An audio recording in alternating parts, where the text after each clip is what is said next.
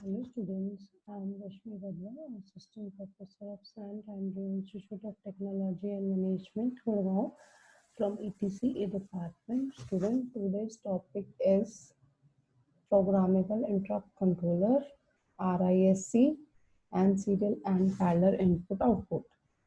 So last video में हमने शायद प्रोग्रामेबल इंटरवल टाइमर किया था, तो उसके बाद नेक्स्ट इज पिक होता है, that is called 8259 and also called PIC, programmable interrupt controller. Basically 8259 is known as a programmable interrupt controller microprocessor. As you know, there is a 8085 having a 5 interrupts and 2 hardware interrupts in 886. But by adding 8259, we can increase the handling capacity of interrupts. हम 8259 को जब connect करते हैं तो हम interrupt handling capability increase कर देते हैं. This chip combines the multi interrupt input source to single interrupt output, and this provides 8 interrupt from IR0 to IR7. This chip is designed for I05 and 806, and it can be programmed either in a edge triggered or a level triggered mode.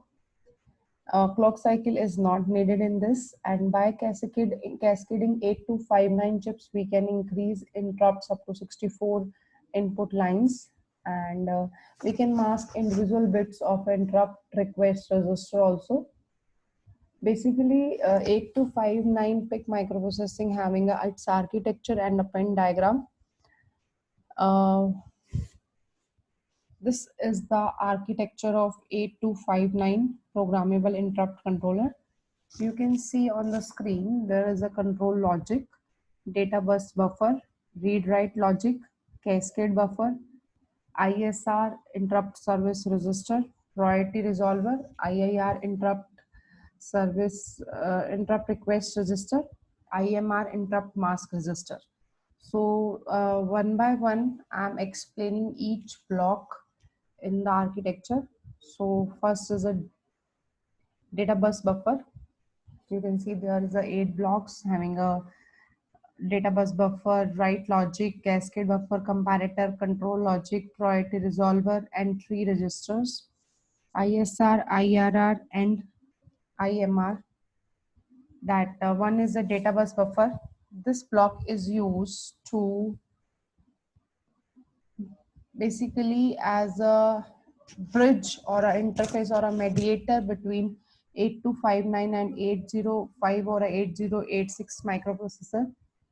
By acting as a buffer, it takes the control word from the 8085 microprocessor and transfer it to the control logic of 8259 microprocessor.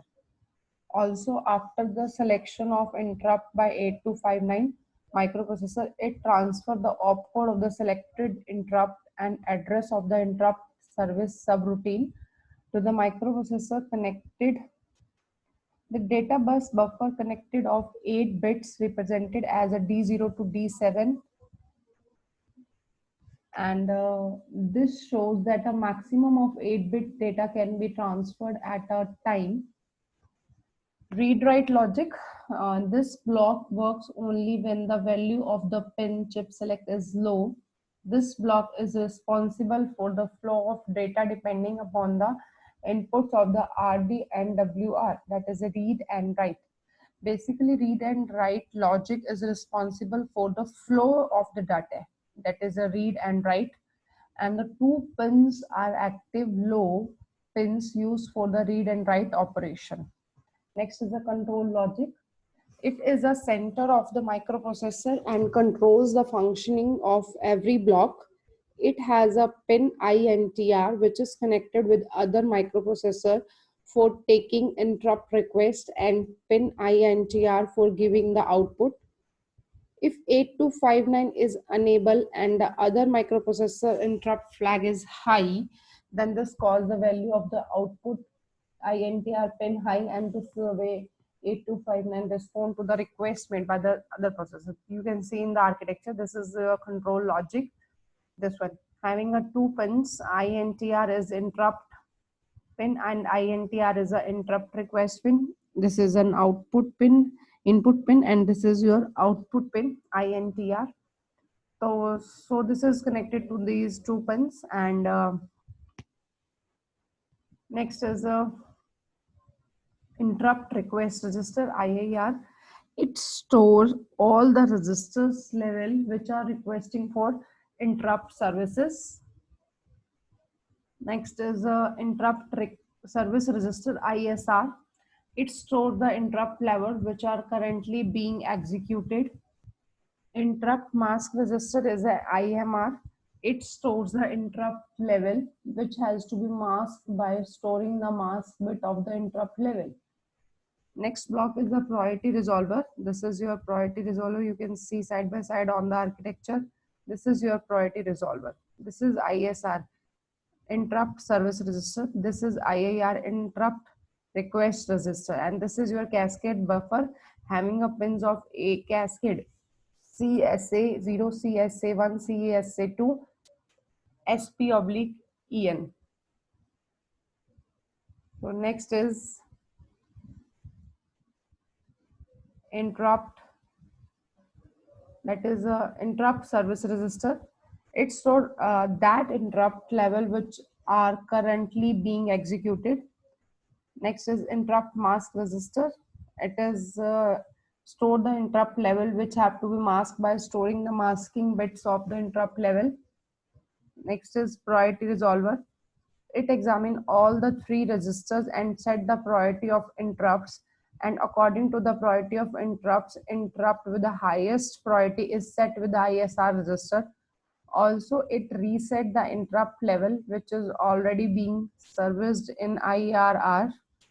Next is the cascade buffer. To increase the interrupt handling capability, we can further cascade more number of pins by using cascade buffer. So during increment of interrupt capability, these cascade lines are used to control multiple interrupt routine or a multiple interrupt structure. Next, you can see its pin diagram of 8259. It 8259 consists of 28 pins, which is very easy to remember. How? See, 8 data pins है, 8 interrupt request pins हो गई, that is IR02, IR7, and 8 data pins है, D0 to D7. 16 हो गई, and remaining pins are read, write, chip select, ground, cascade. 3 cascade pins, VCC, ground, A0 are the remaining pins. So very easy to learn because number of pins are not more, only 828 pins are here. So description of each pin one by one. See, VCC is a pin number 8 and it supply 5 volt. Ground is a pin number 14 and for ground connection. CS is a chip select pin number 1. As low on the chip enable read and write, that is read bar and write button, that is your CS, you can see on the screen. This pin enables read and write communication between the CPU and the 8259. INTA functions are independent of CS. WR is a write. A low on this pin, when CS is low, enables the 8259 to accept command words from the CPU. RD, write, read bar. A low on this pin when CS is low, and it enables the 8259A to release status into the data bus for the CPU. And the data lines D0 to D7, these are the bidirectional data bus. Control, status, and interrupt vector information is transferred via this bus. Next is cascade line CAS0 to CAS2. These lines from a private 8259 bus to control a multiple 8259 structure, and these pins are the output for the master and the input for the slave. If these pins are output for a master and input for a slave. Next is SP/EN, that is slave program and enable buffer. This is a dual pin. When in the buffered mode, it can be used as an output to control buffer transceivers, and when not in buffered mode, it is used as an input to design a master or a slave when SP is 1 and SP is 0 respectively. INTR is an interrupt. This pin go high whenever a valid interrupt request is asserted, and it is used to interrupt the CPU. Thus, it is connected to CPU's interrupt pin. And next are the IR0 to IR7. These are the total 8 pins from the interrupt request register. ये हमने architectures में भी इन pins को वहाँ use किया है. So these interrupt request pins is executed by raising an IR input and holding it high until it acknowledged, or just by high level on an IR input. INT is an interrupt acknowledgement, that is a pin is used to enable the 8259 interrupt vector data onto the data bus by a sequence of interrupt acknowledged pulses issued by the CPU. A0 is the address line. This pin acts as a conjunction with the CS and write and the read pins, and it is used by 8259, and it is typically connected to the CPU A0 address line. Next topic. This is up to about 8259. So paper में 10 marks का question आता है. What do you mean by PIC or what do you mean by programmable interrupt controller? So and या फिर यही आ जाता है explain 8259. तो कुछ भी आ सकता है. 10 marks के according आपको उसका architecture और pins आपको explain करनी है. Next topic is an introduction to RISC processor, that is RISC processor आपके syllabus में. So processor can be classified into basically 3 types of processor. First is RISC, second is CISC, and third is special. Basically RISC is a reduced instruction set computer, and CISC is a complex instruction set computer, and this is special processor. So in your syllabus there is a introduction of RISC. So I'm explaining RISC processor. It stands for a reduced instruction set computer, and it is designed to reduce the execution time by simplifying the instruction set of the computer. Basically, the CISC processor, using this processor, each instruction required only 1 clock cycle to execute result in uniform execution time, and this reduces the efficiency as there are the many lines of code. Hence, more RAM is needed to store the instruction.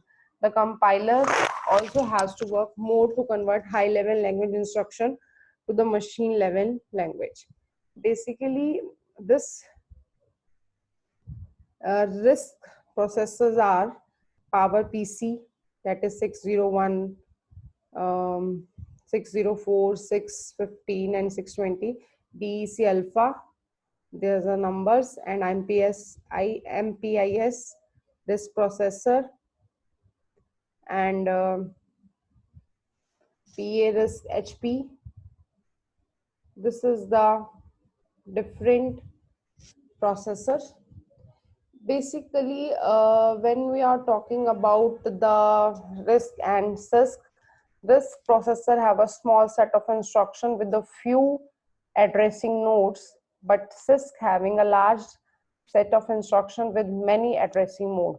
This is the main difference between the CISC and RISC. And few more differences are CISC is emphasis on hardware. RISC, that is reduced instruction set, is emphasis on software. CISC having a multiple instruction size and format. RISC having an instruction of same set with few formats. CISC is a less registers, and RISC having a more registers. CISC more addressing modes. RISC few addressing modes. And then pipelining is difficult in CISC, and pipelining is easy in RISC. These are the certain differences, some differences between RISC and CISC. And what are the feature and the characteristics of RISC is like this one. This is the architecture of RISC. RISC microprocessor architecture using highly optimized set of instruction, and it is used in portable devices like Apple iPod due to its power efficiency. Basically, it emphasizes on software. Na? So, a hardwired unit, data path, instruction cache, data cache, and then goes to the instruction data plus main memory. Some features or the characteristics of the RISC are: it consisting of simple instruction, it support various data type format, it uses simple addressing modes and fixed length instruction for piping lining, it support register to use in any context, one cycle of execution time, load and store instructions are used to access the memory location, it consisting of large number of register or it consisting a large number of transistors. This is all about the characteristics of RISC. One another topic from the unit 4 is a serial input output and parallel input output. What do you mean by serial input output and parallel and input output? Some differences on the screen. In parallel input output, a byte of data is transferred at a time. There's a nesting as an 8-bit buffer or a latch, but in serial data must be transferred a bit at a time. Parallel input output is thus reasonably straightforward as witnessed by the simple single byte parallel input output. Parallel input output is quite simple, but in serial input output present on the microprocessor bus exists primarily in the parallel form, and it is a more complex. And one more difference is generally um, used for the device around the CPU when large chunks of data are exchanged, and peripheral device like a printer use this mode of operation. And in serial data transmission used in generally long distance communication, and since only a pair of wires is required to transmit or receive the data. And when we are transmitting digital information over long distance, however, providing 8 wires or a 8 simultaneously communication channel may be too expensive for the application, and only serial data transmission is useful for the internet because a pre-existing network of the telephone can be used, and it will also reduce the cost of multiple wires and reduce in parallel data communication. Basically, in a parallel data transmission is 8 times faster than the serial data transmission. This is generally used in devices where speed matters, but serial that is slower than the parallel. So this is the difference between the serial and the parallel input output communication. So after this video, I'm covering all these 3 topics. If you have any doubt, you are free to ask. Thank you, students. Thank you so much.